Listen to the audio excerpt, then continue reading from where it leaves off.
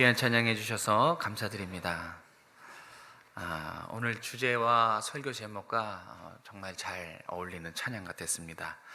여러분 한 주간 잘 지내셨습니까? 네, 만나서 반갑습니다. 우리 이분에게 만나서 반갑고 보고 싶었다고 인사하고 시작하겠습니다. 보고 싶었습니다. 네, 만나서 반갑습니다. 3월은 이제 고난과 부활의 달입니다.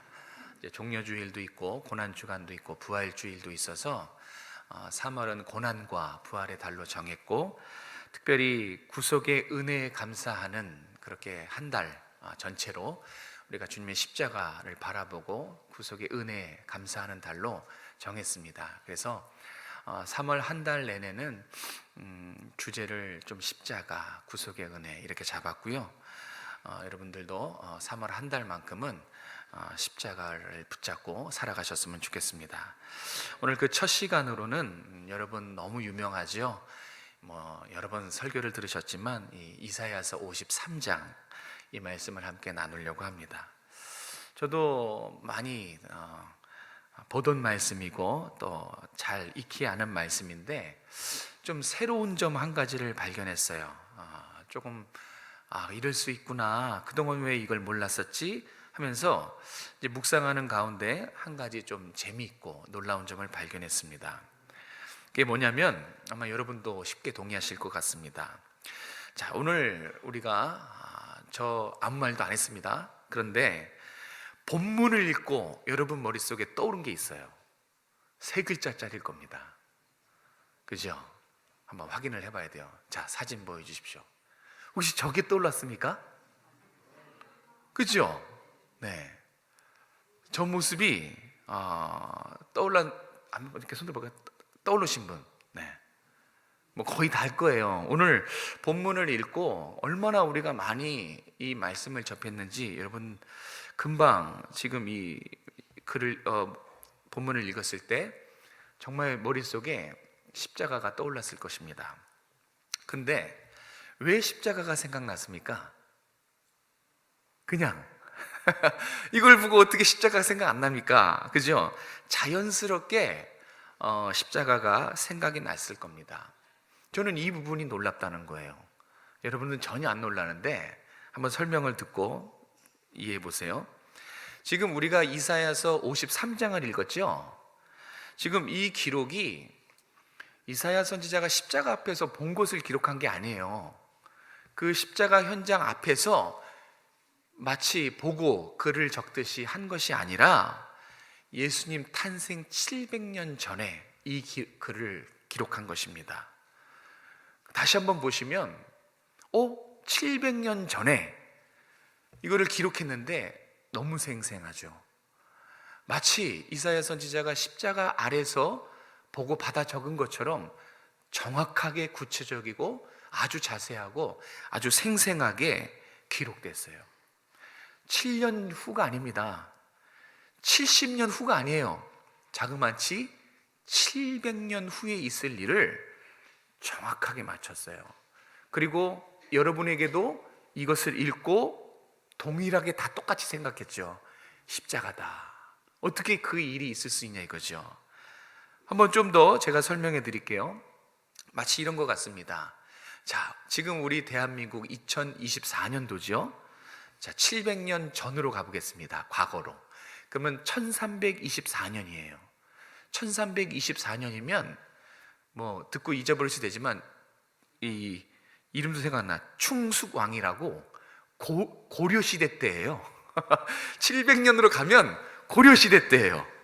와, 이름도 잘 모르게 생소해. 충숙왕 누구야? 이 왕 때 어떤 한 사람이 2024년 오늘의 대한민국을 정확하고 생생하게 오늘의 본문처럼 자세하게 맞출 수 있는 가능성 몇 퍼센트일까요? 그렇죠. 물어보나 마나 0%예요. 이걸 어떻게 맞춰요? 700년 전에. 자, 그럼 또 반대로 가보겠습니다. 자, 앞으로 이제 미래로 700년 후로 가보겠습니다. 자, 앞으로 700년이면 계산하기도 2724년이에요. 여러분, 2724년. 야, 그럼 뭐 우리 다 없겠지만, 자, 2724년에 대한민국의 모습 한번 떠올려 보십시오. 저도 이걸 해보려고 했는데 떠올려지지도 않아요. 너무 멀어서. 2724년에 대한민국의 이 미래를 생생하게, 뭐 다도 필요 없어. 어떤 한 사건이라도 구체적으로 알아맞추거나 정확하게 알아맞출 수 있는 확률 얼마나 될까요? 이것도 제로예요. 0%예요. 과거로 가나 미래로 가나 700년이면 이건 도저히 이거는 맞출 수가 없어요. 그렇죠? 제가 다시 한번 질문해 볼게요. 자, 이 본문이 정말 700년 뒤에 있을 십자가 사건을 가리키는 거 여러분 확신하십니까? 그죠? 이게 믿어집니다. 700년 전에 700년 후에 있을 이 십자가 사건을 너무 생생하고 자세하게 기록했는데 다 맞아떨어졌어요.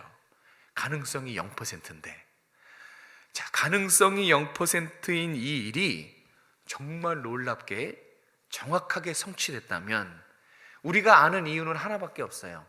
하나님이 하신 거예요. 하나님의 역사라고 밖에는 우리는 대답을 할 수가 없지요. 어떻게 700년 전에 700년 후에 있을 일을 마치 눈앞에서 보듯이 생생하게 구체적으로 이렇게 마치 본 것처럼 정확히 알아맞힐 수 있냐 이겁니다. 이게 놀라운 거예요. 이게 정말 신비지요. 근데 여러분, 오늘 본문에는 없지만 더 놀랍고 더 신비로운 일이 하나 더 있어요. 그게 뭐냐면 오늘 본문은 정확하게 십자가 구속의 사건입니다.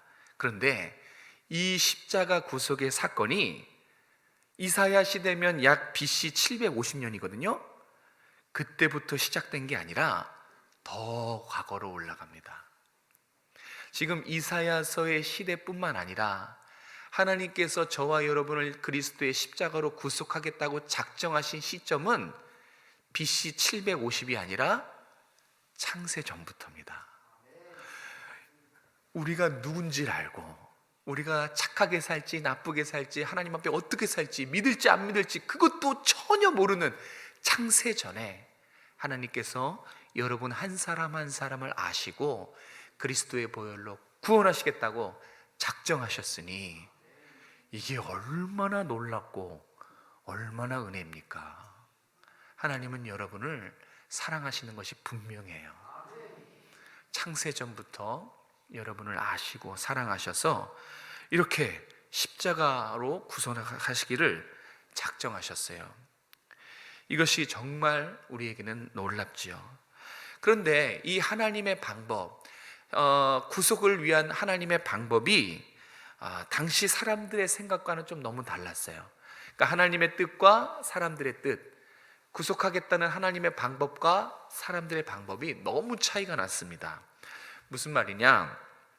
당시 사람들은, 심지어 예수님이 오셨을 때의 사람들은 구원자를 좀 다르게 생각했습니다. 그들도 여전히 역시 메시아를 갈망했어요. 언제나 오나 이제나 저제나 이 메시아를 간절히 기다렸는데 그들의 머릿속에, 그들의 마음속에 있는 메시아는 하나님이 보여주신 메시아상과 좀 달랐어요. 어떤 메시아상이냐면 보여주시겠습니까? 네, 사람들이 생각한 메시아는 딱 저것입니다. 영웅이에요. 가문도 출중하고 키도 크고 얼굴도 잘생기고 학문과 인격과 이런 걸 다 겸비하고 마치 저렇게 백마탄, 이 군마탄 개선 장군처럼 등장하는 그런 메시아를 꿈꿨어요. 누가 봐도 한눈에 딱 영웅 아닙니까? 늠름한 용맹한 군주. 바로 저 모습이 그 당시 사람들이 원했던 메시아의 모습이에요. 저런 모습으로 올 것이다, 이렇게 기대하고 살아가고 있어요. 그런데 말입니다, 모두의 예상을 깨고 그리스도께서 어떻게 오셨죠? 죽으시기 위해서, 고난당하시기 위해서 종의 모습으로 이 땅에 오셨다고 성경은 말씀합니다. 오늘 우리가 읽은 본문에 그 메시지가 있죠. 우리 3절에서 4절 같이 한번 읽도록 하겠습니다. 3절 4절 시작. 그는 멸시를 받아 사람들에게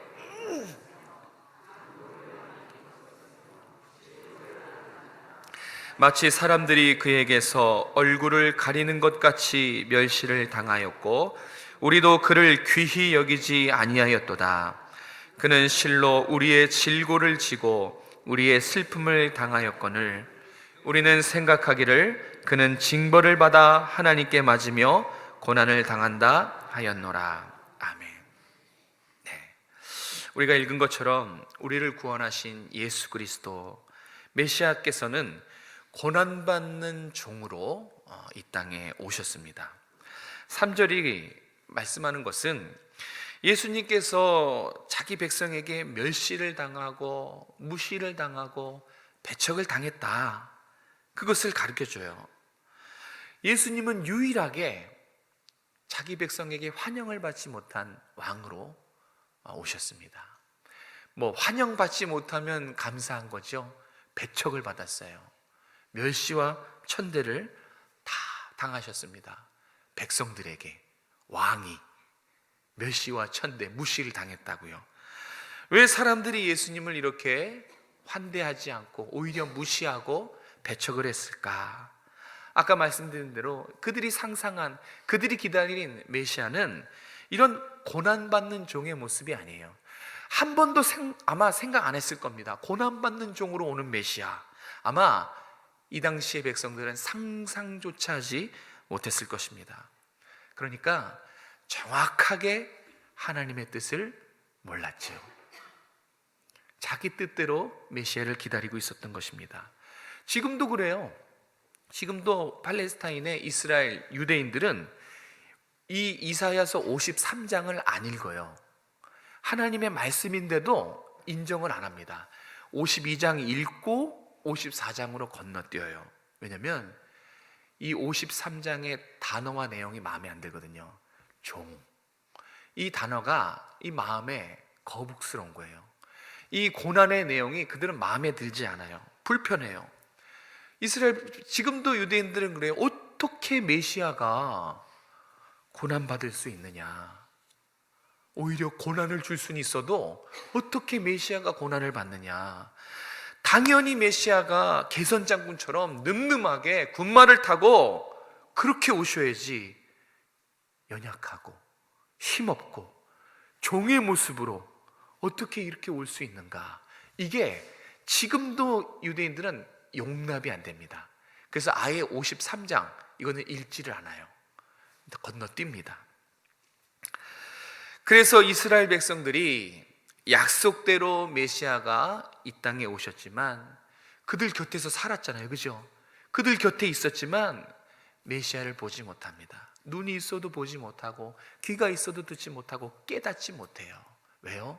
그들이 상상한, 그들이 기다린 메시아는 종의 모습으로 온 메시아가 아니기 때문에 그래요. 그런데 이 53장은 너무 중요합니다. 이사야가 매 53장의 매 구절마다 한번 다 찾아보세요. 매 구절마다 생생하게 고난받는 종의 모습을 기록합니다. 우리를 위해 예수님이 어떤 고난을 받으셨는지, 저와 여러분 때문에 예수님이 우리가 받아야 될 고난, 그 고난이 어떤 고난인지 이사야 선지자가 53장에 구구절절히 매 절마다 강조하며 기록합니다. 그 내용이 뭐예요? 사람들에게 멸시와 천대를 다 받으셨다는 거죠. 여러분, 누가 여러분을 무시하면 어때요? 가만히 안 있죠? 다른 건 다 참아도 무시하는 건 못 참잖아요. 그런데 왕께서 우리가 받아야 될 멸시천대, 하찮음, 이거를 예수 그리스도께서 다 받으셨어요. 멸시천대라는 것은 하찮게 대하다, 무시하다, 업신여김을 받다, 이런 뜻이에요. 뿐만 아니라 간고와 질고와 슬픔을 많이 겪었다고 성경은 기록해요. 이것은 세상의 모든 고통과 고난과 아픔을 그리스도께서 다 감당하셨다, 그런 얘기입니다. 예수님이 죄인의 몸으로 오셨을 때, 종의 몸으로 오셨을 때 가장 견디기 힘든 것은 영적인 고통이었어요. 그 영적인 고통이 뭐냐면 하나님께 버림받는 겁니다. 창세전부터 영원전부터 성부 하나님과 한 번도 떨어져 본 적이 없는, 연합되어 있는 그 성부 하나님과 떨어지고 그분에게 버림받고 심지어 저주를 받고 심판을 받는 이 고난을 겪으셔야 했습니다. 그 모습을 보고 사람들은, 그 당시의 사람들은 얼마나 예수가 하나님 앞에 큰 잘못을 했으면 저런 하나님 앞에 저주와 하나님의 심판을 받는가, 그렇게 손가락질했거든요. 그런데 예수님이 하나님 앞에 버림받은 것조차 당신이 하나님 앞에 잘못해서가 아니라, 당신이 죄를 받아서 죄가 있기 때문이 아니라 누구 때문에 그랬죠? 우리 때문에 하나님께 버림까지 받으시는 영적인 아픔을 감당하셔야 됐습니다. 그뿐만이 아니에요. 제가 이제 오늘부터 말씀드릴 이 고난의 실체를 말씀드리려고 하는데, 여러분 패션 오브 크라이스트를 한번 보셨죠? 제법 고증이 잘된 영화라고 평가를 받습니다. 예수님이 그 무거운 십자가를 지고 골고다로 가시기 전에 이 로마 군병들에게 놀림을 당해요. 그거 킹게임이라 그래가지고 왕복을 입히고 제수를 조롱하는 겁니다. 그 다음에 이 뭐를 이렇게 보자기를 씌우죠. 그리고 주먹으로 가격을 하고 누가 쳤는지, 이 조롱이에요.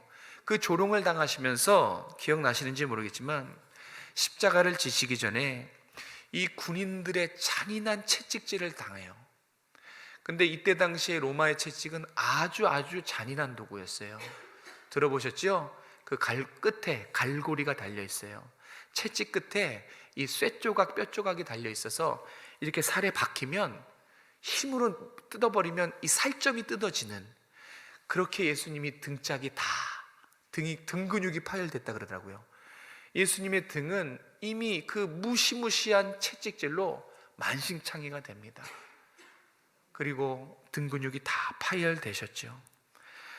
5절에 상했다, 상하셨다라는 이 뜻은 단지 피부가 이렇게 벗겨진 것을 말하는 것이 아니에요. 매질을 당하고 짓밟히고, 그래서 뼈가 으스러진 그것을 말해요. 우리 대신해서 주님은 매맞으셨고 또 짓밟히셨고 또 뼈가 으스러지셨죠. 학자들이 예수님의 죽음을 이제 여러 가지로 연구합니다. 그런데 그 죽음의 사인을 질식사로 그렇게 보고 있더라고요. 사진을 보여주시겠습니까? 네. 저게 이제 십자가 형틀이고요. 예수님이 저와 같은 모습으로 달려 돌아가셨을 것이다 라고 학자들은 얘기를 하지요. 그런데 저 위의 고통이 얼마나 할까요? 우리는 보고 그냥 들어서 짐작하겠지만, 여러분 저 위의 고통은 정말 말로 할 수 없어요. 제가 이제 좀 설명을 해드리려고 합니다. 로마 당시 저 십자가 형벌은 가장 극악무도한 죄인에게 내리는 가장 잔인한 형벌로 유명했어요.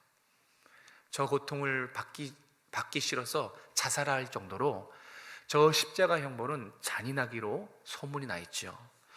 먼저 저렇게 발가벗깁니다. 다 벗겨요. 다 벗겨서 많은 사람들 앞에 수치심을 일으킵니다.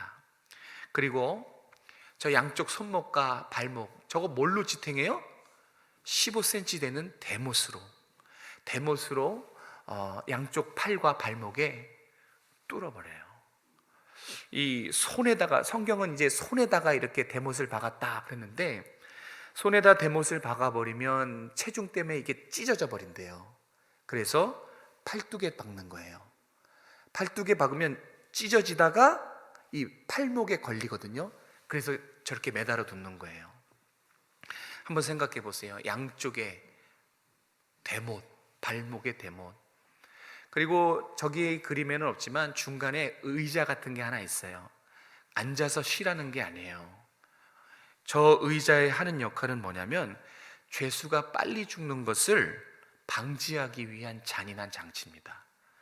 그러니까 이렇게 매달려 있다가 숨을 쉬기 위해서 이 팔과 다리에 그 대못 있죠? 대못 박힌 팔과 발에 힘을 줘서 몸을 일으켜야지 숨을 쉴 수 있어요. 그러면 이 쇠에 뼈가 갈리는 소리가 들린대요. 이 뼈가 갈리면서 힘있게 몸을 들어야 그제야 숨을 쉴 수 있고, 이 팔과 발목이 너무 아파서 이렇게 의자에 걸터 앉으면 이 체중 때문에 폐가 눌려서 숨을 쉴 수가 없대요. 쉬는 게 아니에요. 숨 쉬지 못하는 고통을 주는 거예요. 그럼 숨 쉬려면 어떻게 돼요? 다시 대못에 박힌 팔과 다리의 힘을 이용해서 또 이 체중을 들어 일으켜야 돼요. 그럼 숨 쉬는 거예요. 그리고 등이 어떻게 돼 있죠? 지금 등이 만신창이죠. 저 나무가 특수한 나무라서 까칠까칠하기로 유명해요. 들어 올리고 내릴 때마다 이 파열된 등이 이 까칠한 나무에 마찰이 생기는 거예요. 쓸리는 겁니다. 등도 아프고 숨도 쉬어야겠고 팔목과 다리는 찢어질 것 같고, 이거를 수백 번 하는 거예요. 숨 쉬게 되고 수백 번. 이것이 십자가 형벌입니다. 잔인하게 죄수를 가장 오랫동안 가장 극도의 고통으로 죽게 만드는 잔인한 형벌이에요. 죄수가 너무 힘들어하면 자비를 베푸는데 그게 뭐냐면 쇠몽둥이로 저 다리를 내려치는 거예요. 그러면 아파서 죽는 게 아니라 힘을 들어 올릴 수가 없어서 지식으로 빨리 죽게 하는 게 그게 자비였어요. 예수님이 저와 같은 형벌에 왜 달리셔야 했습니까? 왜 예수님이 저런 모습으로 6시간 동안 죽음의 고통을 감당하셨을까요? 다 이게 저와 여러분의 죄라는 거 믿어지시죠? 네, 저렇게 6시간 동안 팔과 다리의 고통과 숨 쉬지 못한 고통, 그래서 힘이 다 빠지면 질식사로 죽는 거라고 합니다. 저 모습의 사람들은 예수가 하나님 앞에 죄를 져서 매맞고 있는구나, 무슨 큰 잘못을 해서 고통당하는 것으로 그렇게 손가락질했습니다. 바로 손가락질하는 그 자신을 위해서 예수님이 저렇게 고난받는 종의 모습으로 고난을 받고 있음에도 사람들은 몰랐어요. 메시아, 영웅이 올 거라고 생각하고 십자가에 달린 저주받은 저 죄인은 예수님은 죄인이라고 생각했습니다. 저 예수가 우리의 구원자라는 것은 꿈에도 생각을 못했을 것입니다. 그런데 하나님의 뜻은 세상의 영광을 누리는 왕이 아니라 멸시와 천대를 다 받고 배신까지 당하고 힘없이 고난당하며 마침내 죽는 종의 모습으로 메시아가 오도록, 그것이 하나님의 뜻이었어요. 그러면 사람들은 생각했어야 됐어요. 저 고난이라는 것이 불편하고 종이라는 단어가 마음에 안 들을지라도 왜 예수님이 성경에 기록된 대로 고난받는 종의 모습으로 오셔야만 했는지 당시의 사람들은 생각을 했어야 됐습니다. 여러분은 아십니까? 왜 예수님이 개선장군처럼 용맹한 그런 군주처럼 오시지 않고, 아니 그런 모습으로 오면 다 믿지요. 그렇죠? 영웅처럼 등장하면, 혜성처럼 등장하면, 한눈에 봐도 영웅이면 다 믿지요. 근데 하나님이 그걸 모르셨을까요? 우리가 생각하는 것도 하나님 다 아셨을 거예요. 늠름하게 오면 다 믿을 것을 알았을 거예요. 그런데 왜 고난받는 종의 모습으로 오셔야만 했는가 하는 것입니다. 두 번째, 메시아가 고난받는 종이 되셔야 했던 이유는 바로 죄 때문입니다. 우리의 죄 때문에 대신 고난을 받으시기 위해서 개선장군의 모습이 아니라, 용맹한 군주의 모습이 아니라 고난받는 종, 죽으셔야만 했던 죄인의 몸으로 오셨던 것입니다. 우리 5절과 6절을 통해서 확인해 보겠습니다. 5절과 6절입니다. 시작. 그가 찔림은 그가 징계를 받음으로 우리는 평화를 누리고 그가 채찍에 맞음으로 우리는 나음을 받았도다. 우리는 다 양 같아서 그릇 행하여 각기 제 길로 갔거늘 여호와께서는 우리 모두의 죄악을 그에게 담당시키셨도다. 아멘. 자, 6절에 보면 우리가 어떤 존재라고 말하죠? 그릇 행하는 양으로 그렇게 비유하고 있습니다. 양으로 비유한 것은 양이 스스로 길을 찾아갈 수 있는 짐승입니까? 없는 짐승입니까? 없어요. 그러니까 스스로 길을 찾을 수 없는 양 같은 연약하고 부족한 존재임에도 불구하고 우리는 어떻게 했다는 거예요? 그릇 행하여 각기 자기 소견에 옳은 대로 생각한 길로 가버렸다. 하나님을 버리고 떠나버렸다. 그렇게 우리를 비유하고 있습니다. 여러분, 양은 절대 혼자서 생존할 수 없는 동물이라고 합니다.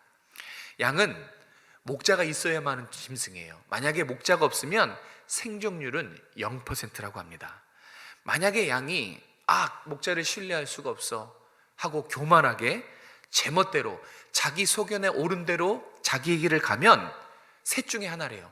첫 번째, 길을 잃어버려서 죽거나, 두 번째, 낭떠러지에 떨어져서 죽거나, 셋째, 맹수에게 잡아먹혀서 죽거나. 결국 어떻게 되는 거예요? 죽어요.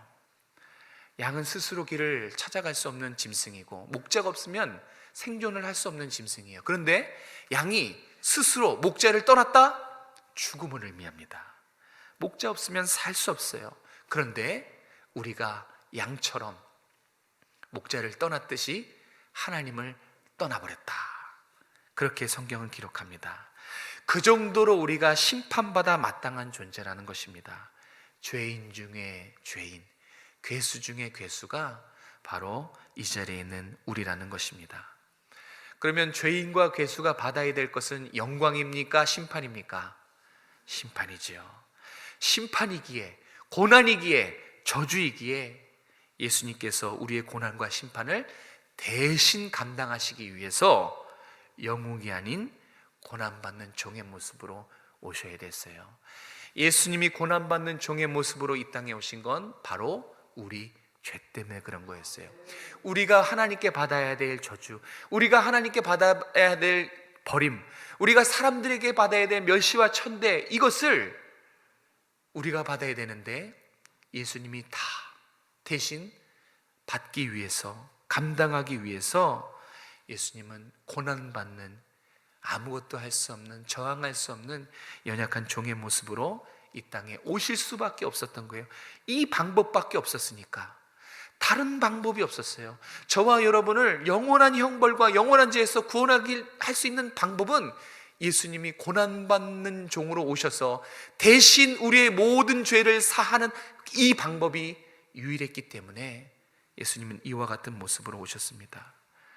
맞아요. 저와 여러분의 죄 때문에 그분은 멸시와 천대를 받으셨고요, 저와 여러분 때문에 등짝이 만신창이 나는 이 채찍에 맞으셔야 됐고, 가장 고통스러운 영적인 고통, 하나님께 버림을 받으셔야 됐습니다. 아까 또 말씀드렸다시피 이 십자가 위에서 6시간의 진통, 이 고통, 이거는 말로 할 수 없어요. 이 고통을 다 감당하셨어요. 전능하신 그분이 힘없이 피조물의 손에 의해 죽임을 당하셨어요. 여러분, 예수님 이 당시에 힘이 없어서, 저항할 수 없어서 십자가에서 죽으신 게 아니에요. 부르시기만 하면 12형 되는 천군 천사들이 나와서 모든 악인들을 다 쓸어버리실 수 있는 힘과 능력을 가지셨어요. 그런데 할 수는 있지만 안 하셨습니다. 왜요? 그것이 하나님의 방법, 하나님의 뜻이 아니기 때문에. 그렇게 하면 우리를 구원할 수 없기 때문에 참으시고 죽음으로 나아가십니다. 만물의 주인께서, 죄 없으신 예수님께서 죄인들에 의해서 십자가에서 죽으셨어요. 죄 없으셨습니다. 그런데 우리의 죄 때문에, 우리를 사랑하시기 때문에 예수님이 십자가 지셨어요. 여러분, 예수님의 이 고난, 예수님의 순환은 고스란히 예수님의 사랑으로 해석할 수 있어요. 고난이라고 쓰고 주님의 사랑으로 우리는 읽을 수 있습니다. 성경은 이 이해할 수 없는 하나님의 방법, 예수님의 십자가 고난을 바로 저와 여러분의 죄 때문이다 라고 분명하게 말씀합니다. 그것을 지금 한번 확인해 보려고 합니다. 우리 4절에서 6절을 다시 읽을 텐데 이제는 조금 다르게 읽으려고 해요. 화면을 좀 띄워주시겠습니까? 저 가로는 뭐 있냐면 우리라는 단어가 있었어요. 근데 그거 다 뺐어요. 저 가로 안에 여러분의 이름을 넣고 다시 한번 읽어볼 거예요. 그러면 확실하게 우리 죄 때문에 예수님이 죽으신 것이 선명하게 드러납니다. 저 가로에 여러분의 이름을 넣어서 우리 다시 한번 4절에서 6절을 천천히 의미를 생각하면서 읽도록 하겠습니다. 시작. 그는 실로 현영이의 질고를 지고 현영이의 슬픔을 당하였거늘 현영이는 생각하기를 그는 징벌을 받아 하나님께 맞으며 고난을 당한다 하였노라. 그가 찔림은 현영이의 허물 때문이요 그가 상함은 현영이의 죄악 때문이라. 그가 징계를 받음으로 현영이는 평화를 누리고 그가 채찍에 맞음으로 현영이는 나음을 받았도다. 현영이는 양 같아서 그릇 행하여 각기 제 길로 갔거늘 여호와께서는 현영이의 죄악을 그에게 담당시키셨도다. 아멘. 우리라고 읽었을 때와 좀 어떻습니까? 조금 더 분명하게 그 의미가 다가와지지 않습니까? 마지막에 여호와께서는 이 죄악을, 우리의 죄악을 누구에게 덮어 씌웠다고요? 예수님께 우리의 죄악까지 다 하나 없이 다 남김없이 다 담당시키셨어요. 여러분 이 사실을 믿으십니까? 예수님이 오늘 여기 앉아있는 여러분의 모든 죄악을 다 대신 가져가신 이 놀라운 성경의 말씀을 믿으십니까? 정말 확실히 믿으십니까? 그러면 제가 진짜 묻고 싶은 것이 있어요. 그게 뭐냐면 여러분 지금 말씀을 듣는 이 시간 이 구속의 사랑과 은혜 여러분의 가슴속에 있습니까? 그게 중요해요. 몰라서 이 아침에 이 말씀을 다시 들려주실 리는 없을 거예요. 확인하고 싶은 거예요. 정말 내가 보인 이 사랑 매일매일 너희 가슴속에 심장 뛰듯이 살아있느냐?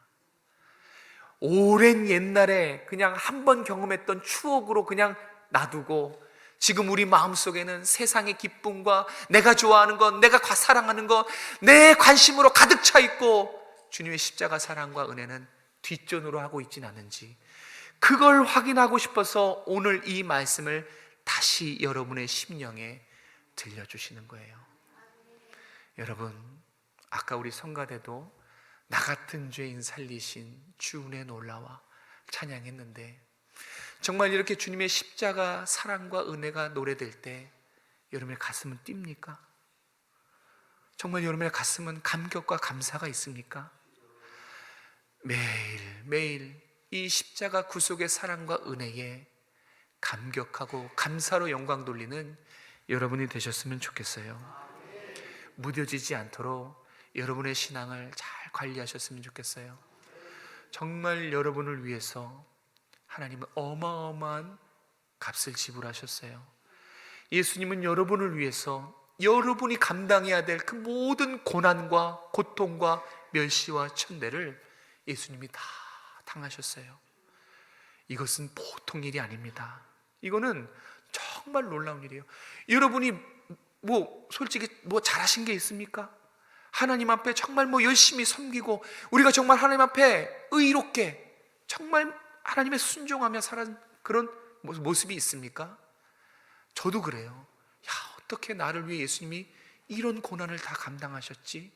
내가 한 게 없는데 용서받을 수 없는 나를 위해 어떻게 예수님이 이렇게까지 하셨지? 이게 머리로 풀려고 하니까 계속 힘들기만 한데 사랑으로 접근하니까 다 해결됐어요. 예수님은 고난을 겪은 것을 기뻐하셨을 것입니다. 대신 죽는 것도 기뻐하셨을 거예요. 왜요? 우리를 사랑하셨기 때문에, 사랑하는 저와 여러분을 살려내셔야 했기 때문에, 유일한 방법이기 때문에, 그래서 기쁨으로 우리를 위해 십자가를 올라가셨습니다. 사랑하는 성도 여러분, 주님이 여러분에게 베푸신 이 구속의 사랑과 은혜를 잊지 마시기 바랍니다. 매일매일 여러분의 가슴 속에서 이 주님의 사랑과 기쁨이 샘솟아 넘쳐나는 여러분 되시길 주님의 이름으로 축복합니다. 기도하겠습니다. 고마우신 하나님, 우리를 위해 고난당하시고 수치와 멸시를 당하시고 십자가의 온갖 고통을 다 당하시고 하나님께 버림받으시면서까지 우리를 사랑해 주신 그 은혜 감사드립니다. 그런데 우리는 주님의 사랑과 은혜를 너무 자주 잊어버립니다. 먹고 사는 문제와 내 관심과 세상의 쾌락과 유혹 때문에 나 같은 죄인 살리신 주님의 이 크신 은혜를 망각하며 살 때가 많으니 주님 어찌하면 좋겠습니까? 용서하여 주시고 이제 날마다 나를 향한 십자가 바라보며 주님의 사랑과 은혜를 붙들며 살아가는, 감격하며 감사와 찬양을 올려드리는 우리 살아있는 모든 오정성화교회 성도들 다 될 수 있도록 도와주시옵소서. 우리 자녀들에게 이 주님을 향한 사랑, 이 십자가 사랑을 전수해 주길 원합니다. 정말 간절한 마음으로 우리 자녀들도 예수님을 만나서 이 사랑에 감동해서 그들도 구원받고 거듭나고 주님을 위해 살아갈 수 있도록 은혜 베풀어 주시옵소서. 하나님, 우리 교회와 우리 성도들의 가정에 날마다 이 십자가의 감격과 감사가 넘칠 수 있도록 도와주시고 진심으로 주님께 감사와 헌신하는 삶을 살아갈 수 있도록 함께하여 주시옵소서. 거룩하신 예수님의 이름으로 감사하며 기도드렸습니다. 아멘.